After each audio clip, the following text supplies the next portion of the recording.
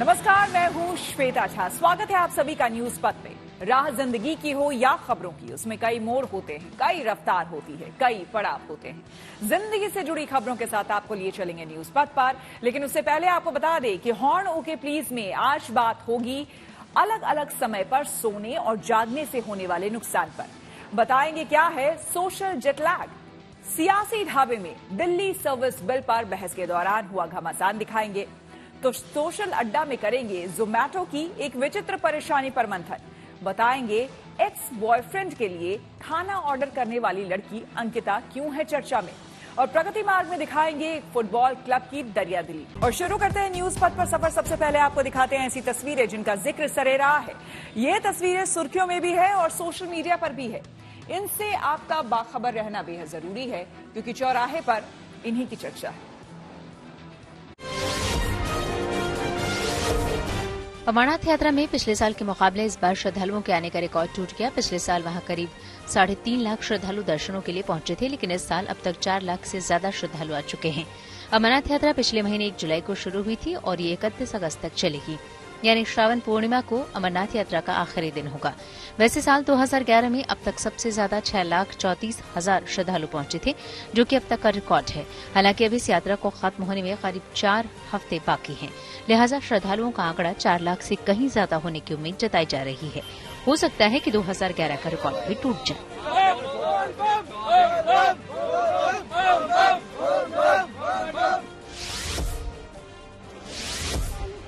उत्तराखंड के ऋषिकेश में कांवड़ लेने पहुंचे एक शख्स को जल पुलिस ने बहने से बचा लिया। दरअसल ये शख्स दिल्ली से आया था और जब वो त्रिवेणी घाट पर उफनती नदी से गंगा जल भर रहा था, तभी वो गंगा के तेज बहाव की चपेट में आ गया।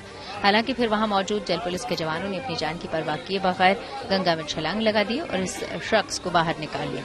फिर उसके शरीर के अंदर गए पानी को किसी तरह बाहर निकाला, जिसके बाद उसे होश आ गया। गुजरात के सूरत में एक 65 साल के शख्स ने अनोखी साइकिल बनाई है, जो कि इलेक्ट्रिक से चलती है और रिंग आकार की है।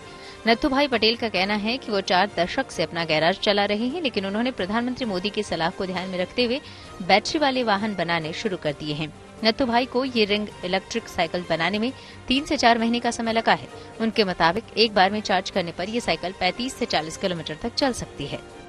मेरे को मोदी जी ने बताया था, जैसे सुना था कि इलेक्ट्रिक बाइक बनाना चाहिए इलेक्ट्रिक, तो पॉल्यूशन कम होता है। तो मेरा सपना हुआ कि भाई मैं भी बना लूँ। तो पहले मैं साइकिल बनाया, फिर थोड़ा थोड़ा करके 1 गाड़ी बनाया, 2 गाड़ी बनाया, ऐसे करके मैंने बनाया।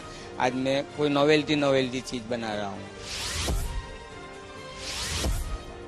महाराष्ट्र के नासिक में एक मड फेस्टिवल का आयोजन किया गया। इस दौरान बच्चे कीचड़ में काफी मस्ती करते नजर आए।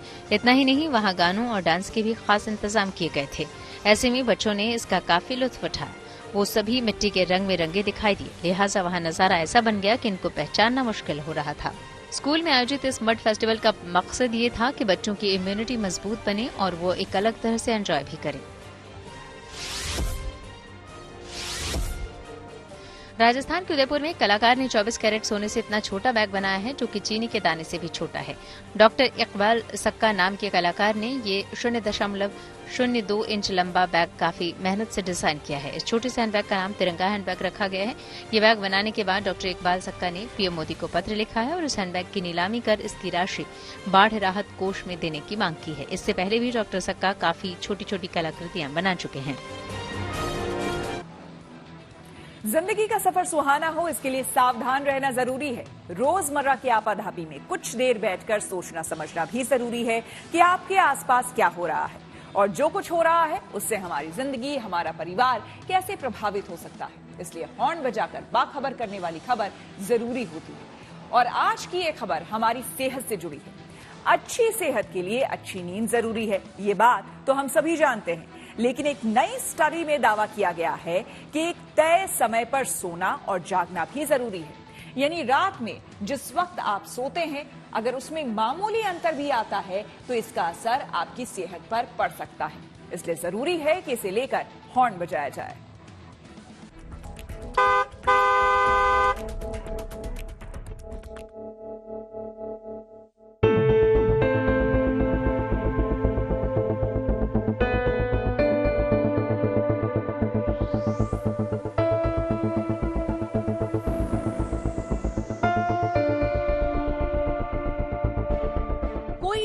रात तक यूं ही करवटें बदलता रहता है, कोई घंटों फोन की स्क्रीन देखता रहता है।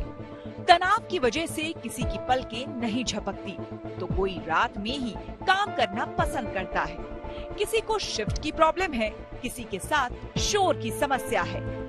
इस तरह हमारे आसपास बड़ी तादाद में ऐसे लोग हैं जिनकी नींद अनियमित है, यानी जिनके सोने का टाइम फिक्स नहीं। काम कर रहे हैं तो जबरन जगे हुए हैं, जब फुर्सत मिली तो सोने चले गए। इस तरह कभी नींद पूरी हुई, कभी नहीं। लेकिन ये आदत सेहत के लिए ठीक नहीं। लंदन में हुई एक स्टडी के मुताबिक जो लोग अलग अलग समय पर सोते और जागते हैं, वो सोशल जेट लैग के शिकार हैं, जो शरीर में कई समस्याएं पैदा कर सकता है। इसलिए जरूरी है कि इसे लेकर सावधानी वाला हॉर्न बजाया जाए।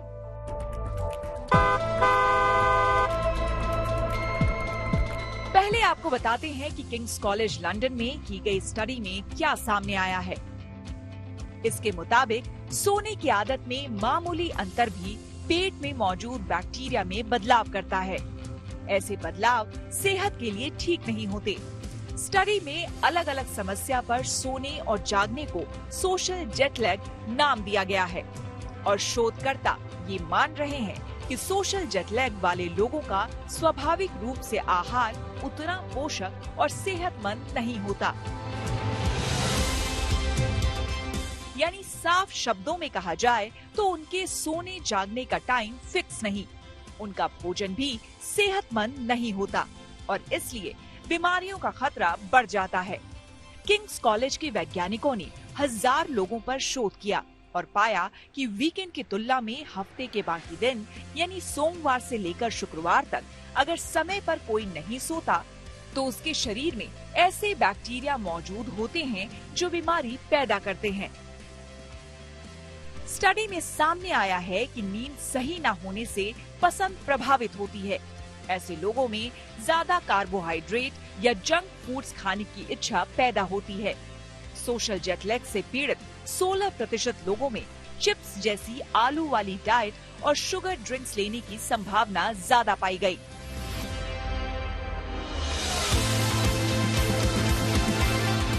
यानी सोने और जागने का समय फिक्स नहीं तो संभावना ज्यादा है कि आप जंक फूड्स ज्यादा पसंद करेंगे जो आपकी सेहत बिगाड़ेंगे।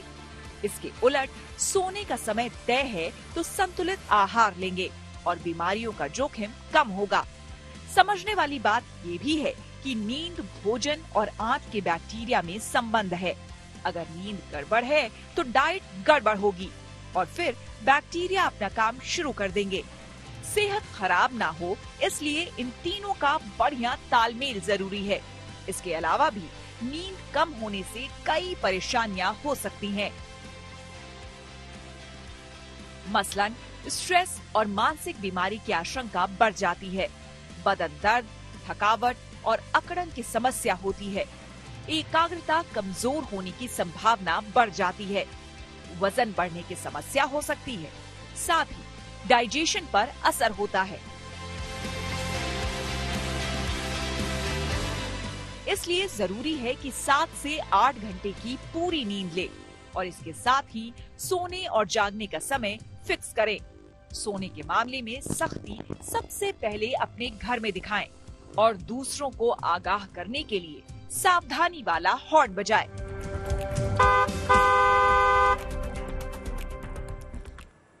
समय पर नहीं सोने और जागने से क्या समस्याएं हो सकती है, इसे हमने समझा डॉक्टर संजय मनचंदा से। हमारी स्लीप की जिसे हम बोलते हैं कि हमारा स्लीप का इम्पोर्टेंस जो है इज बेस्ड ऑन 3 थिंग्स, जिसके अंदर number 1 is of course the regularity of sleep, number 2 is the timing of the sleep और नंबर 3 जो होता है वो है आपकी क्वालिटी ऑफ स्लीप। क्वालिटी से मेरा मतलब ये है कि परसेंटेज हमारी स्लीप के होते हैं जो माइल्ड स्लीप, डीप स्लीप या ड्रीमी स्लीप के होते हैं। कुछ व्यक्तियों में ये भी ऑल्टर हो जाए तो 8 घंटे की नींद आने के बाद भी दिक्कत रहती है और यू डोंट फील फ्रेश, आप फ्रेश फील नहीं कर पाते। अगर हम इरेटिक वे में जी रहे हैं, यानी कि कभी किसी वक्त सो रहे हैं, तो टाइमिंग के अंदर ड्यूरेशन जो है तकरीबन 6 से 8 घंटे depending upon person to person is okay. और रेगुलरिटी का मतलब ये है कि सेम टाइम या बेसिकली आधा घंटा ऊपर नीचे तक देयर इज नो प्रॉब्लम। मगर अगर बहुत ज़्यादा इराटिसिटी है, यानी बहुत ज़्यादा जो है आप तब्दीली करते हैं, जैसे कि किसी दिन आप 11 बजे सोना चाह रहे हैं, किसी दिन आप 1:30 बजे सोना चाह रहे हैं, तो और किस दिन उससे भी लेट सोना चाह रहे हैं, तो आपकी बॉडी का जो इंटरनल सारे फंक्शंस होते हैं वो जो है दे गो अंडर स्ट्रेस, बिकॉज जब आपको वो कंप्लीट रेस्ट पीरियड चाहिए तो वो मिल नहीं रहा होता। कई स्लीप डिसऑर्डर्स होते हैं जो एक्चुअल डिसऑर्डर्स हैं, क्योंकि 80 से ज़्यादा स्लीप डिसऑर्डर्स हैं, तो उन लोग उससे भी ग्रसित हो सकते हैं। तो ये चीज़ को कभी भी नज़रअंदाज नहीं करना चाहिए कि ये प्योरली हमारा लाइफस्टाइल डिसऑर्डर है। There can be actual sleep disorders, और इन डिसऑर्डर्स को जो है हमें डायग्नोज करके ट्रीट करेंगे तो it will be much better. Gyanvapi मामले में नया दाव, नई याचिका। आइए सीधे आपको लिए चलते हैं न्यूज एक्सप्रेस वे पर, जहां देश से जुड़ी कुछ और जरूरी खबरें कर रही हैं आपका इंतजार। मणिपुर के मुद्दे पर राज्यसभा में विपक्ष और सत्ता पक्ष के बीच भी बयानबाजी देखने को मिली। इसी दौरान सदन में एक वाकया ऐसा हुआ कि वहां मौजूद सभी सांसद हंसने लगे। दरअसल खड़गे ने अपने भाषण के दौरान सभापति जगदीप धनखड़ से पूछा कि वो नाराज क्यों हैं, जिस पर धनखड़ ने जवाब दिया कि वो ऐसा कभी नहीं करते क्योंकि उनकी शादी को 45 साल हो गए हैं। इसी जवाब के साथ सदन में बाकी नेता हंसने लगे। I am a married man for more than 45 years. मैं कभी गुस्सा नहीं करता सर। Trust me. नहीं साहब, कभी गुस्सा नहीं करता। वाराणसी के ज्ञानवापी मामले पर इलाहाबाद हाईकोर्ट ने बड़ा फैसला सुनाया। कोर्ट ने मुस्लिम पक्ष की याचिका खारिज कर दी और एएसआई सर्वे को मंजूरी दे दी गई। इससे पहले वाराणसी जिला अदालत ने भी वहां सर्वे का आदेश दिया था, लेकिन मुस्लिम पक्ष ने पहले सुप्रीम कोर्ट फिर हाईकोर्ट में सर्वे के फैसले को चुनौती दी थी। अब हाईकोर्ट ने कहा कि न्यायहित में एएसआई का सर्वे जरूरी है। हालांकि वहां सर्वे के दौरान कोई नुकसान न पहुंचाने के भी निर्देश दिए। वहीं अदालत के फैसले के बाद वाराणसी के जिलाधिकारी ने कहा कि शुक्रवार को एएसआई सर्वे की कार्रवाई शुरू हो जाएगी, लेकिन मुस्लिम पक्ष हाईकोर्ट के फैसले के खिलाफ सुप्रीम कोर्ट पहुंच गया है। ज्ञानवापी मामले में नया मोड़ आ गया। एक बौद्ध धर्मगुरु की तरफ से सुप्रीम कोर्ट में एक याचिका दाखिल की गई। इसमें दावा किया गया कि वहां न तो मस्जिद है न ही मंदिर। बौद्ध धर्मगुरु सुमित रतन भंते के मुताबिक वहां बौद्ध मठ है। ऐसे में उन्होंने भी सर्वे कराए जाने की मांग की। उनका कहना है कि ज्ञानवापी में पाए गए त्रिशूल और स्वास्तिक चिन्ह बौद्ध धर्म के हैं। इतना ही नहीं, उनका ये भी दावा है कि केदारनाथ में ज्योतिर्लिंग नहीं बल्कि वो बौद्ध धर्म का स्तूप है। हरियाणा की नूंह हिंसा के बाद पुलिस ने वहां मुस्लिम धर्मगुरुओं से शुक्रवार की नमाज घर पर ही करने की अपील की। पुलिस ने कहा कि जैसे कोरोना के दौरान हुआ, वैसे ही इस बार भी मुस्लिम समुदाय के लोग फिलहाल घर पर ही जुमे की नमाज पढ़ें। वहीं उलेमाओं ने भी पुलिस प्रशासन को ऐसा ही करने का भरोसा दिया। पाकिस्तान के पीएम शहबाज शरीफ की ओर से दिए गए बातचीत के ऑफर पर भारतीय विदेश मंत्रालय ने दो टूक जवाब दिया।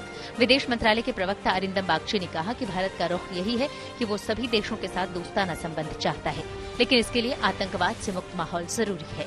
वहीं बागची ने ये भी कहा कि पाकिस्तान लगातार कश्मीर का मुद्दा उठाता है। वो प्रोपेगेंडा फैलाने के लिए नियमित तौर पर ऐसा करता रहता है। पाकिस्तान के इस प्रोपेगेंडा को भारत गंभीरता से नहीं लेना चाहता। प्रधानमंत्री मोदी ने एनडीए सांसदों के एक और ग्रुप के साथ बैठक की। इस बार हरियाणा, हिमाचल प्रदेश और उत्तराखंड समेत उत्तर भारत के दूसरे राज्यों के सांसद शामिल रहे। इस मुलाकात में कुछ लोक कलाकार भी पहुंचे। वहीं एक दिन पहले बुधवार को पीएम ने दक्षिण भारतीय सांसदों से मुलाकात की थी। इस दौरान पीएम ने इन सांसदों के साथ डिनर भी किया। इस डिनर में वेजिटेबल कोरमा समेत दक्षिण भारतीय व्यंजन शामिल रहे। बीजेपी लोकसभा चुनाव की तैयारियों में जुटी हुई है। इसी के तहत सांसदों के अलग अलग ग्रुप में पीएम बात कर रहे हैं। पुणे मेट्रो में 17 महिला लोको पायलट होंगी। सिलेक्शन के बाद अब इनकी ट्रेनिंग शुरू हो रही है। कुल मिलाकर पुणे मेट्रो में 50 लोको पायलट होंगे, जिसमें से ये 17 महिलाएं भी अहम जिम्मा संभालेंगी। यूपी के हापुड़ में ट्रैफिक डिपार्टमेंट ने एक बस का 22,500 रुपए का चालान किया है। दरअसल इस चलती बस की छत और गेट पर भी स्कूली बच्चे लटके हुए थे। इसका वीडियो वायरल होने के बाद बस का भारी भरकम चालान किया गया। साथ ही दूसरे बस मालिकों को भी ऐसा न करने की हिदायत दी गई। खबरों के एक्सप्रेस में से आगे रुक करते हैं सियासी ढाबे का, जहां आज की सबसे दिलचस्प खबर मौजूद है। लोकसभा में आज दिल्ली सर्विस बिल ध्वनिमत से पास हो गया। लेकिन उससे पहले अधिकारियों के ट्रांसफर पोस्टिंग के मामले में दिल्ली सरकार की शक्तियों को सीमित करने वाले इस बिल पर तीखी बहस हुई। कांग्रेस ने अध्यादेश लाने की जल्दबाजी पर सवाल उठाए तो गृह मंत्री अमित शाह ने गठबंधन की वजह से केजरीवाल का साथ देने पर कांग्रेस को घेर लिया।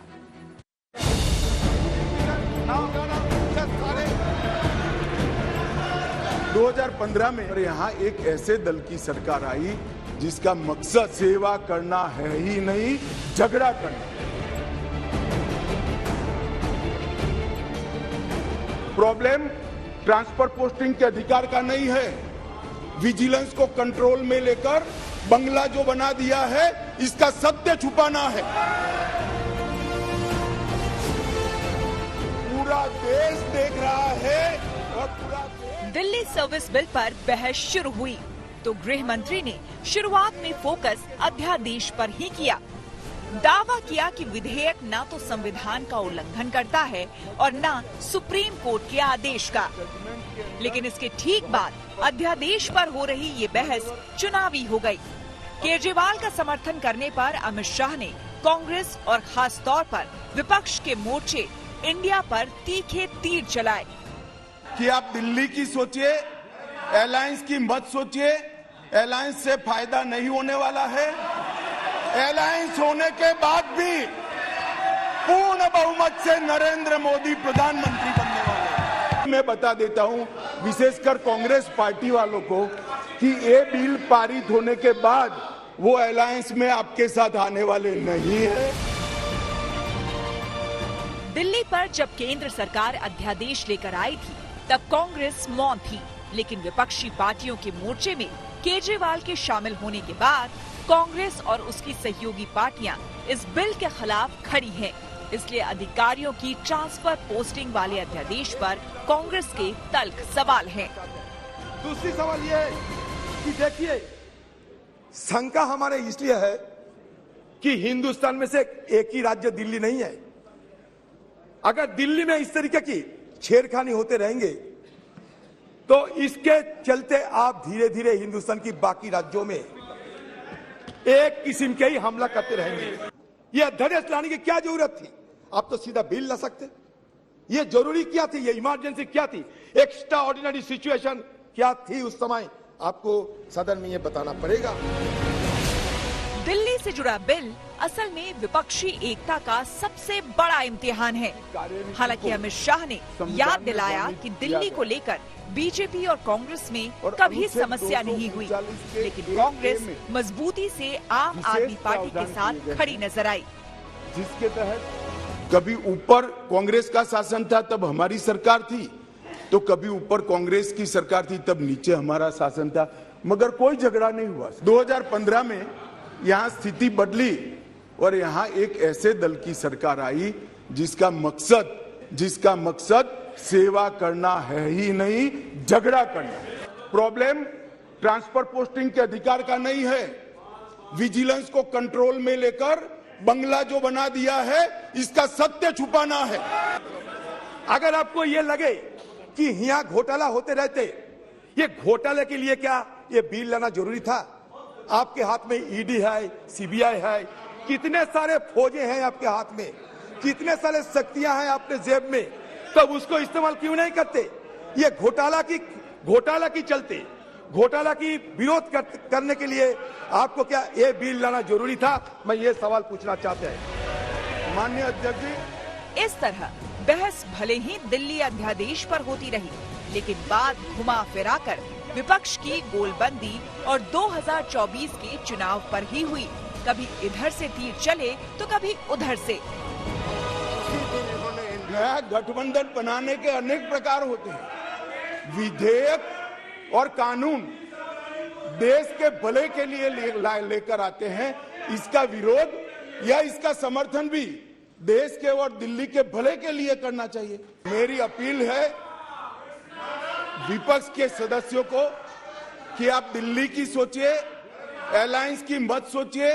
एलायंस से फायदा नहीं होने वाला है। अब इंडिया का फोबिया तो उनको समा गया है, इसलिए कि आज तक तो कभी इन्होंने एनडीए की बैठक नहीं की। आज तक कभी नहीं हुआ था। लेकिन जिस दिन इंडिया की बैठक मंगलोर में हो रही थी उसी दिन इन्होंने एनडीए का बैठक किया। अरे भाई, आपको तो उस फोबिया से आप ग्रस्त हैं। और कानून देश के मॉनसून सत्र में पहली बार जब पक्ष और विपक्ष किसी बिल पर बहस के लिए बैठे तो सिर्फ तकरार नहीं हुई। अच्छी बात ये हुई कि विपक्ष के हंगामे से नाराज बैठे लोकसभा स्पीकर अपनी कुर्सी पर आ गए। लेकिन पता नहीं, बहस के बीच हंसी मजाक हुआ, शेरो शायरी हुई और मीठी नोकझोंक हुई। गृह मंत्री ने जब नेहरू का जिक्र किया तो नेता प्रतिपक्ष ने चुटकी लेने का मौका नहीं गंवाया। ये विधेयक जो है, आप जिस चीज का विरोध कर रहे हैं, ये सिफारिश किसकी थी ये आपको मालूम होना चाहिए। ये पंडित नेहरू की सिफारिश थी। जवाहरलाल नेहरू जी को और कांग्रेस पार्टी को तारीफ कर रहे थे। मैंने सोचा क्या देख रहे हैं भाई, ये दिन है या रात है। मैं तो सोचा कि दौड़ के जाए और अमित शाह की मुंह में शक्कर शहद डाले। सबको हम बहरहाल जोरदार बहस और सियासी वार पलटवार के साथ दिल्ली सर्विस बिल लोकसभा से पास हो गया। राज्यसभा में जहां विपक्ष मजबूत है, वहां भी इसका पास होना तय माना जा रहा है, क्योंकि नवीन पटनायक, जगन मोहन और केसीआर की पार्टी सरकार के साथ है। वो करिए। Bureau report, good news today. News पथ पर आगे है धन बाजार, जहां शेयर बाजार से लेकर कारोबार तक की सभी अहम खबरें होती है, जिसका सीधा रिश्ता आपकी जेब, आपकी आमदनी से होता है। तो तेज रफ्तार खबरों के बीच ये जरूरी खबरें छूट न जाए, इसलिए आपको सीधे लिए चलते हैं धन बाजार। शेयर बाजार में लगातार तीसरे दिन गिरावट रही। सेंसेक्स 542 अंक फिसलकर 65,241 पर बंद हुआ। वहीं निफ्टी 145 अंक नीचे फिसलकर 19,382 पर बंद हुआ।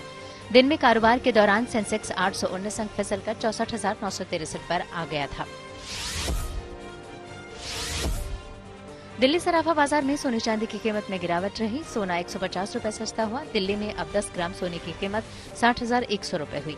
चांदी की कीमत में भी गिरावट रही। चांदी 1,700 रुपए सस्ती हुई। दिल्ली में अब 1 किलो चांदी की कीमत 75,000 रुपए हुई।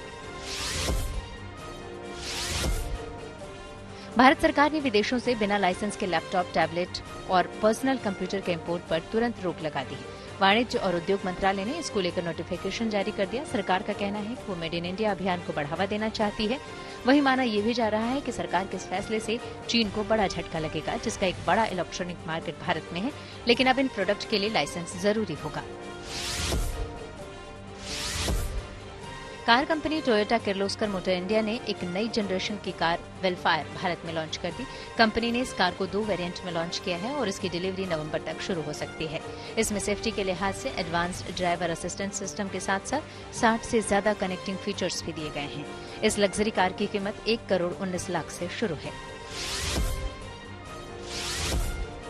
टाटा मोटर्स अपनी कार पंच का 2 सिलेंडर वाला सीएनजी वर्जन जल्द ही लॉन्च कर सकती है। दरअसल मीडिया रिपोर्ट्स के मुताबिक इसकी प्री बुकिंग शुरू हो गई है। 21,000 रुपए की टोकन मनी देकर इस कार को बुक किया जा सकता है। पंच के सीएनजी मॉडल को इसी साल ऑटो एक्सपो में लोगों के सामने रखा गया था। ये भारत की पहली माइक्रो एसयूवी होगी जिसमें ट्विन सिलेंडर तकनीक होगी। न्यूज पथ के सफर में अब सोशल अड्डा पर थोड़ा सा रुकते हैं और आज के मुद्दे पर लोगों की राय जानते हैं। सोशल अड्डा में आज का मुद्दा फूड डिलीवरी प्लेटफॉर्म जोमैटो से जुड़ा है, जो अपने मजेदार ट्वीट को लेकर एक बार फिर से चर्चा में है। आपको बता दें, दरअसल बुधवार 2 अगस्त को जोमैटो ने एक ट्वीट करते हुए बताया कि भोपाल में अंकिता नाम की लड़की लगातार अपने एक्स के लिए फूड ऑर्डर कर रही है। जोमैटो के मुताबिक अंकिता ने हर बार अपने एक्स के लिए फूड ऑर्डर करने में सीओडी यानी कि cash on delivery payment option चुना, लेकिन जब जोमैटो का एग्जीक्यूटिव ऑर्डर लेकर उसके दिए गए पते पर गया तो अंकिता के एक्स ने हर बार ऑर्डर लेने से मना कर दिया। इसी मामले को उठाते हुए जोमैटो ने एक ट्वीट कर अंकिता से सोशल मीडिया पर सबके सामने एक गुजारिश की। जोमैटो ने ट्वीट में लिखा, भोपाल से अंकिता प्लीज अब अपने एक्स के लिए सीओडी पर खाना ऑर्डर करना बंद कीजिए। ट्वीट में यह भी लिखा कि ये तीसरी बार है जब आपका एक्स पेमेंट करने से मना कर रहा है। हालांकि जोमैटो के इस ट्वीट के बाद भी अंकिता अपनी आदत से बाज नहीं आई और उसने फिर से अपने एक्स के लिए फूड ऑर्डर करने की कोशिश की। इसके बाद अंकिता से परेशान होकर जोमैटो ने एक और ट्वीट किया और लोगों से एक अपील कर दी। जोमैटो ने दूसरे ट्वीट में लिखा, प्लीज कोई तो अंकिता को बता दो कि उसके अकाउंट पर सीओडी ब्लॉक कर दिया गया है। जोमैटो ने यह भी बताया कि वो 15 मिनट से लगातार फूड ऑर्डर करने की कोशिश कर रही है। कुछ ही मिनटों में जोमैटो के ट्वीट सोशल मीडिया पर वायरल हो गए और तमाम यूजर्स अंकिता को लेकर मजेदार रिएक्शन देने लगे। तो सोशल अड्डा में हमने अंकिता को लेकर जोमैटो के इस मजेदार ट्वीट पर कुछ लोगों से बात की और उनकी राय जानी। ये तो लड़की की भावना है, उस अपने बॉयफ्रेंड से जुड़ी हुई है। इसमें जहां तक है कि लड़की की गलती नहीं है, ना जोमेटो की गलती है, इसमें उसके बॉयफ्रेंड की गलती है कि अगर वो इतना प्यार दिखा रही है और आपका ब्रेकअप भले हो चुका है लेकिन लड़की आपको प्यार दिखा रही है तो उसकी प्यार की थोड़ी सी कदर करिए। अगर वो आपको खाना भेज रही है तो आपको एक्सेप्ट करना चाहिए। फिर भले बाद में उसको फोन लगा के भले कुछ भी बोल दो, लेकिन उस समय तो उसकी भावनाओं को क्योंकि दूसरे के सामने व्यक्त कर रही है तो उसे एक्सेप्ट करना चाहिए था। पहली बात तो उसका काम था, जोमेटो वाला वो अपना काम कर रहा था। भाई उस बंदे का काम था कि उसको रिसीव करना चाहिए था। सबसे पहली बात भाई आप दोनों का क्या है वो उसको नहीं मालूम। आप दोनों का लो ब्रेकअप है जो भी XYZ है, लेकिन उसको थोड़ी मालूम था बेचारे को। वो तो अपना सर्विस पार्ट कर रहा था ना, वो जा रहा आपको दे रहा। आप तो ये तो वो वाला किस्सा हो गया कि आप एंजॉय फॉर लाइफ और उसके बाद कोई आए तो उसको बेइज्जती करके दे दो। ये तो गलत था। इसमें गलती तो लड़के की लगती है। लड़की ने 3 बार उसको ऑर्डर दिया है तो उसको एक्सेप्ट करना था, क्योंकि लड़की ने अपना बड़ा दिल दिखाया, लड़के को भी बड़ा दिल दिखाना था, है ना। इसमें लड़के की गलती है, एक्सेप्ट कर लेना था। कोई खाने में कोई दिक्कत थोड़ी, खाना है वो तो खाना रहता है, खा सकता था। लड़के की गलती है इसमें। तो जोमेटो को समझाना था कि लड़के को कि खाना आपको एक्सेप्ट कर लेना चाहिए, है ना। उस समय लड़का गलत है। करते हैं प्रगति मार्ग का, जहां ऐसी खबरें हैं जो कि देश की तरक्की, प्रगति और लोगों की काबिलियत दिखाती है। मणिपुर को हिंसा से काफी नुकसान हुआ। जो लोग हिंसा में शामिल नहीं थे उनके लिए हालात बेहद मुश्किल रहे। जो हालातों से नहीं लड़ सके उन्होंने राज्य छोड़ दिया। लेकिन इन सब के बीच देश के कुछ हिस्सों में मणिपुर के लोगों के लिए हमदर्दी और सहयोग की भी कुछ तस्वीरें सामने आई। कोलकाता से आई तस्वीर भी ऐसी ही है। दरअसल कोलकाता का मोहम्मडन स्पोर्टिंग क्लब मणिपुर से कोलकाता पहुंचे फुटबॉल खिलाड़ियों की मदद कर रहा है। क्लब की ओर से मणिपुर से कोलकाता आए 7 खिलाड़ियों की ट्रेनिंग और रहने का इंतजाम किया गया है।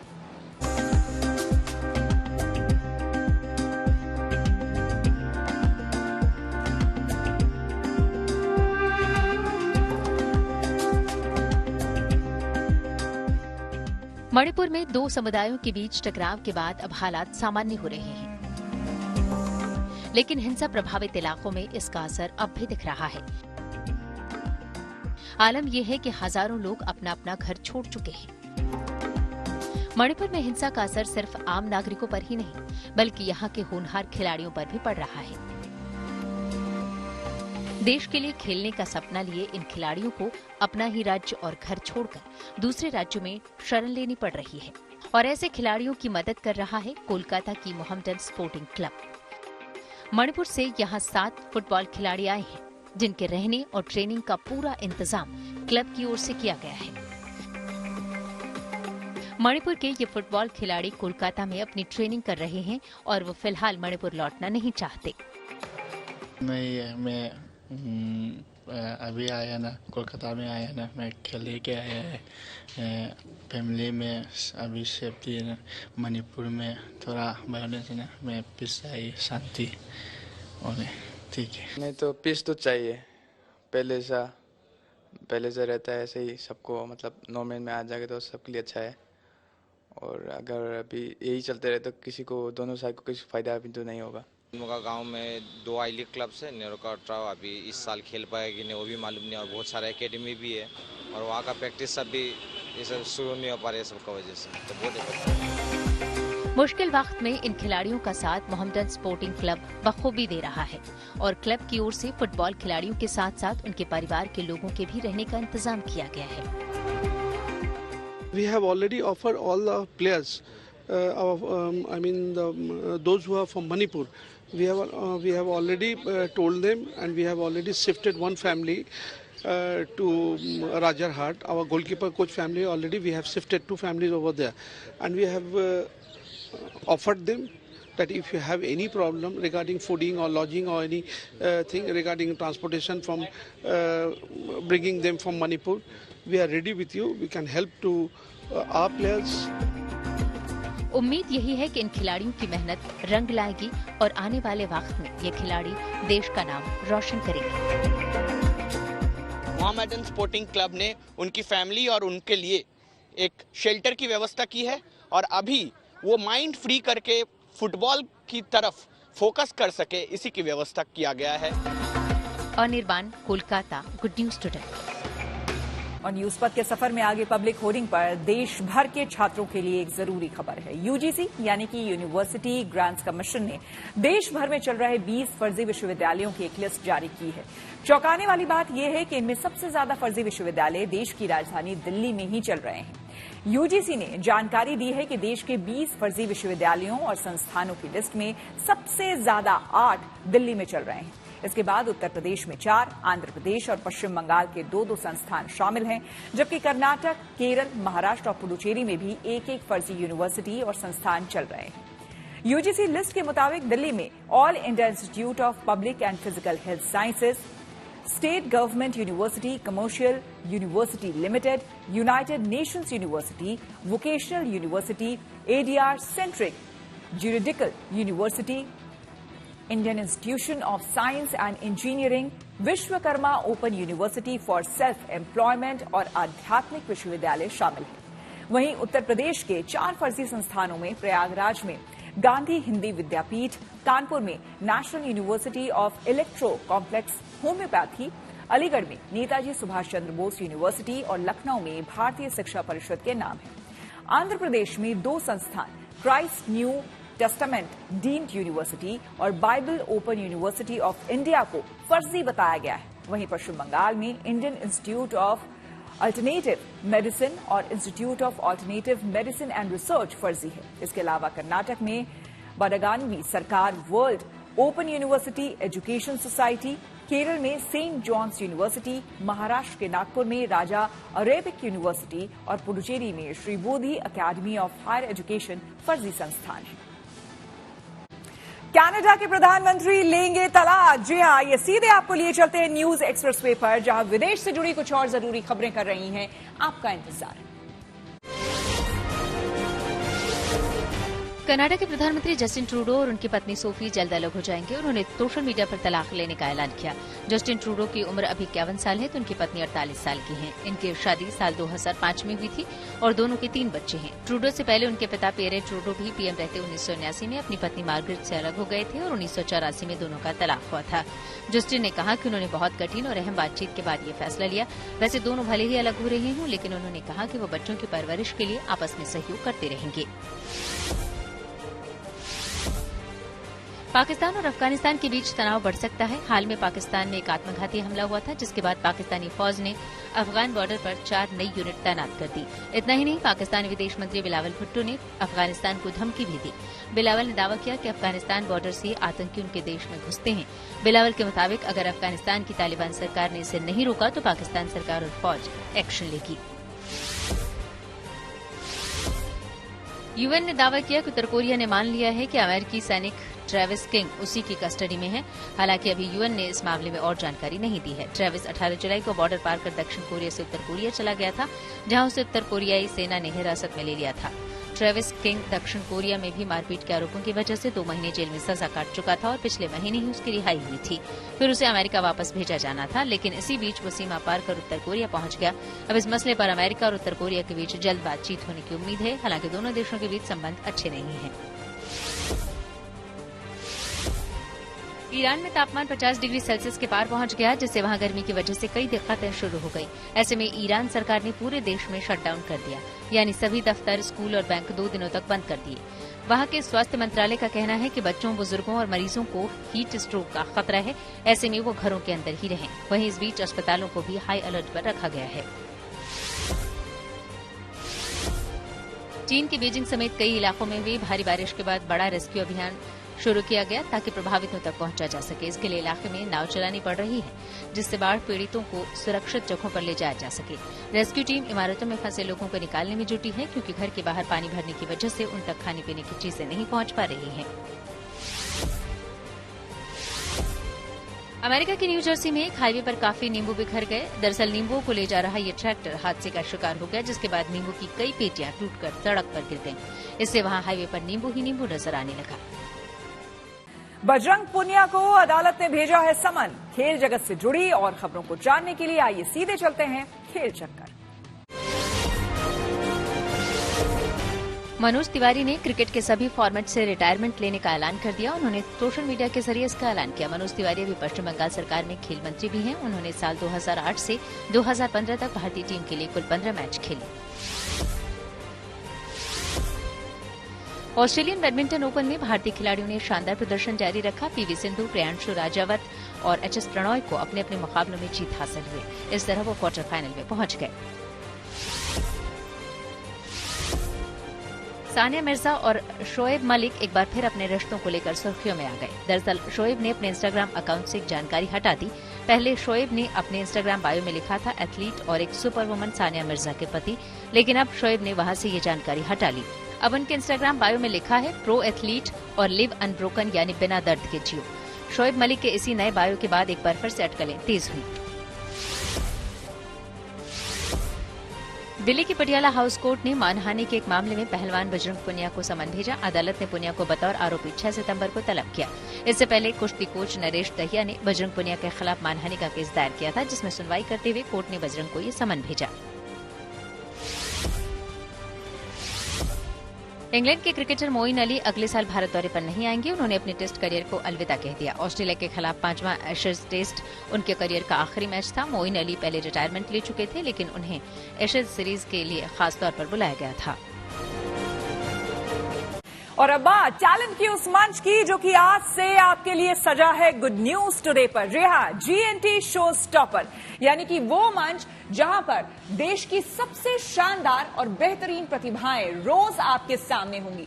पिछले दिनों हमने आपसे गुजारिश की थी कि अगर आप में कोई टैलेंट है, अगर आपको लगता है कि आप भी बन सकते हैं शो स्टॉपर, तो आप हमें अपना वीडियो रिकॉर्ड करके शेयर करिए। देश भर के अलग अलग कोनों से ढेरों वीडियो जीएनटी के पास आए हैं।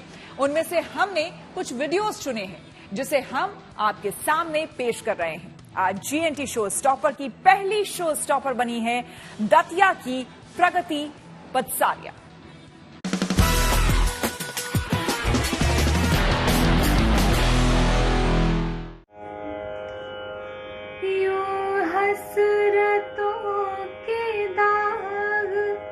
मोहब्बत में धोली खुद दिल से दिल की बात कही और रो लिए यूं हसरतों के दाग। घर से चले थे हम तो खुशी की तलाश में, घर से चले थे हम तो खुशी की तलाश में, खुशी की तलाश में। गम राह में खड़े थे वही साथ होले, खुद दिल से दिल की बात कही और रो लिए यूं हसरतों के दाग। तो आपके पास भी मौका है, आप भी अपना टैलेंट गुड न्यूज टुडे के माध्यम से पूरी दुनिया के सामने पहुंचा सकते हैं। आप अपना वीडियो रिकॉर्ड करके टीवी स्क्रीन पर नीचे दिख रहे नंबर पर हमें भेज सकते हैं। इसी के साथ न्यूज पथ में मेरे यानी श्वेता झा के साथ फिलहाल इतना ही। देश दुनिया की तमाम पॉजिटिव खबरों के लिए आप देखते रहिए गुड न्यूज टुडे।